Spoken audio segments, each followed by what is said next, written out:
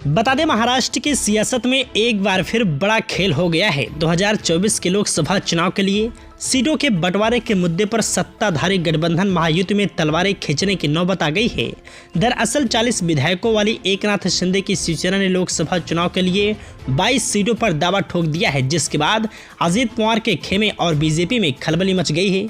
Reports के मुताबिक शिंदे की सेना ने कहा है कि इन 22 सीटों पर उनकी ताकत बढ़ी है, ऐसे में वे इन सारी सीटों पर चुनाव लड़ना चाहते हैं।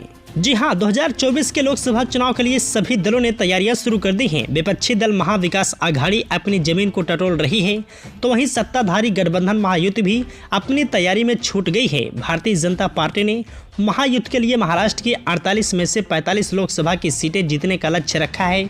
सरकार में विधायकों की संख्या के लिहाज से महायुति में बीजेपी का हिस्सा सबसे बड़ा है, जबकि अजित पवार दूसरे और एकनाथ शिंदे तीसरे नंबर पर हैं। वहीं सांसदों की बात करें तो बीजेपी के 24, शिवसेना के 13 और अजित गुट के 1 सांसद हैं। एकनाथ शिंदे की शिवसेना ने दलील दी है कि पिछले लोकसभा चुनाव में 26-22 का फार्मूला था। 22 सीटों में से 18 सीटों पर शिवसेना के उम्मीदवार जीते थे। अन्य 4 सीटों पर अलग अलग सियासी परिस्थितियों की वजह से शिवसेना के 4 बड़े नेताओं की हार हुई थी, लेकिन अब सियासी माहौल बदल गया है। सांसद राहुल शिवाले ने कहा है कि सिरोल और रायगढ़ 2 ऐसी सीटें हैं जिन पर एनसीपी से चर्चा हो सकती है, लेकिन अन्य 20 सीटों पर शिवसेना की स्थिति मजबूत है।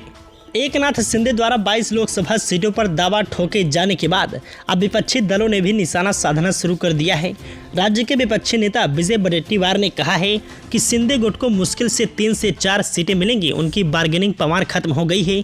उद्धव गुट के सांसद अरविंद सावंत ने कहा है कि कल आपको यह भी सुनने को मिलेगा कि यह बीजेपी का ही चुनाव चिन्ह लेकर खड़े रहेंगे।